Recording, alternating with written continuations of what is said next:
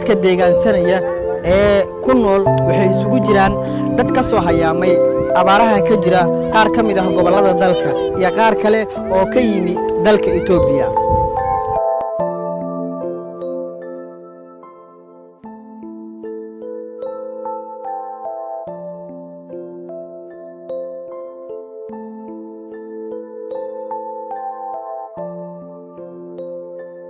Zaynab Ibrahim Bulla Liraha dhibaato waxaan yeelaysa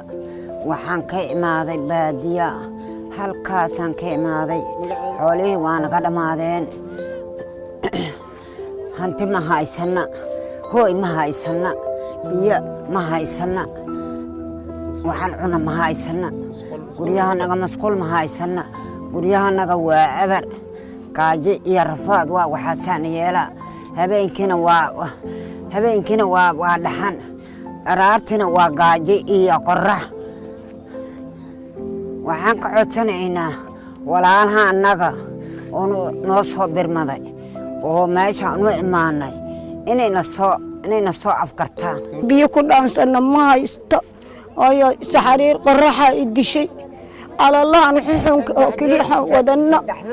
ayo saddexla biyo wayso aan ku soo qaadanayna aan la siina aan islaamka ka soo qaadanayna inta qorrax waan dishay qabow waan dilay gaajo waan dishay waa lunnay meeshan ka imaadnay dunya kama soo tagin neef adduunyo kama soo tagin abaa saasaan u soconay haawo maqaliyaha daman badan qaxootaha wadankayga horbar dheeriha baraka Itoobiya ku seed Itoobiya mid hor corona nin qaadi hatta hano hoosti ol i absabahan ku kan anta wadankaana nama inuu ka noolana kooyn hatta dhibaatooyin badan ay haysadaan wal un helnay la kulung nimadle kooy roog anta nagadaan anta bahana ka roog may odsadaana hay'adooyinka dawladda iyo wal kastab ku odsadaana inna nagalan gobadana noolay degmana weelana namoojiye oo guru raashin wal kastabana nin gobad halkan waxaa deegaansanaya 9 cunug hooyadood iyo aabahood waxayna qayb ka yihiin barakacayaasha ku nool kaamkan. meeshan waxaa ka jira dhibaatooyin badan oo la soo koobi karin oo looga hadli karin media iyo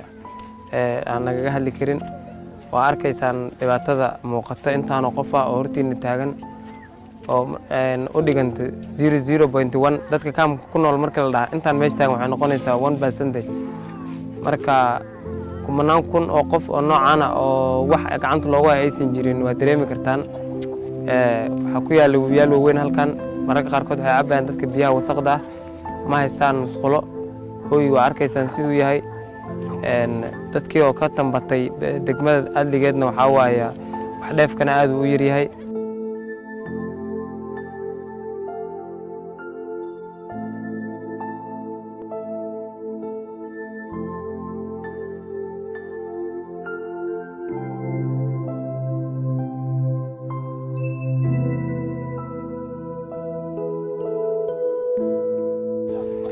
بسم الله الرحمن الرحيم الحمد لله رب العالمين والصلاة والسلام على سيد الأنبياء والمرسلين سيدنا محمد وعلى آله وصحبه أجمعين أما بعد مقعيقة ومحمد حسين عبدي اسكو حرها مدح مشاريعها هي حركة هذه دقمة الدولة الصومالية يقول كقدو المشي أن جوبنا مانتي توا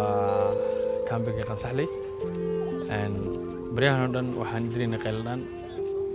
وشيء ما تهيدا سما فلك يدور ذا الله ما هي كقصيصو إن ay mataqaana ay booqasho ku sameeyaan kaambigan oo xaaladda ka jirto waxaan kaloo la xiriirnay oo mataqaana aan email la wadaagnay hay'adaha samafalka ee ka qayb galo ka howlgalo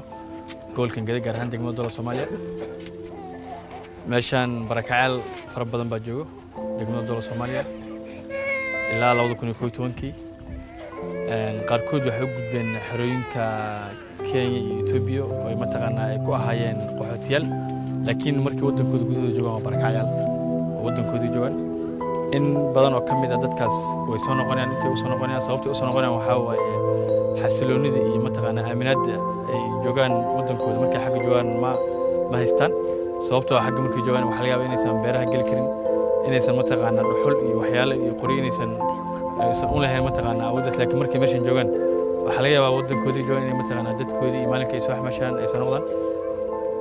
marka ka degma ahaan waan isxilqaaminaa insha allah hadduu ilaahay yiraahdo qaylo fara badan baan dirnay wax fara badan oo wanaag inay ka yimaadaan ayaan rajaynaa qayladana ka dowlad ahaan iyo ka maamul gobol ahaan insha allahu tacaala waan gaarsiinaa qolooyinka ay qusayso cid walba ay qusayso oo soomaaliyeed oo dadkan ka naxayso waxaan codsanaa dadka inay meeshooda ugu imaado si soomaalinimo leh ay wax allaale waxay awoodaan ay taraan baan codsanaa waxaan sidoo kale aad ugu mahadcelinayaa bahda saxaafadda oo ayka naftirkooda waqti fara badan ku soo lumiyey oo meeshan imaaday oo nala arkay xaaladda ay dadkan ku sugan yihiin iyo qaabka yihiin insha allahu tacaala waan sii wadoonaa qaylada waan sii wadoonaa waxaan rajaynaynaa maalmaha soo socda hadduu ilaah yiraahdo inaan socdaalkanaga labada ama kaanaga saddexda hadduu ilaah yiraahdo inaan wax qabad la imaan hadduu ilaah yiraahdo oon dadkan kusoo booqanno insha allahu tacaala bismillahi alxamdulillahi rabbil caalamiin kaamkan waa kaamka qansaxley dad badan oo dhibaataysan baa joogo ilaa 1 ruux oo ka imaaday baay iyo bakool iyo Itoobiya xerooyin kale ku yaalo xarweyn iyo meesha la yiraahdo boqol maayo iyo ka imaaday bay u badan yihiin baay iyo bakool iyo gadan qaar baa ka imaaday dadka dhibaataysan oo musqulaha lahayn oo aan lahayn hoy ay koydaan وهدو رب ما دبعت بدن كقبسنيسا ومبال لهن وهاي قعدت كويس إلا هذا واحد دبكي ما مو إن لهن إلا كون روح بالوقياس دتك هراء الدجنا معها دتك التضوات كان يبشان يبشكوله إمادي كون روح بانكو قياسني دتك دبعت هذا كم مقتن كان بأبدن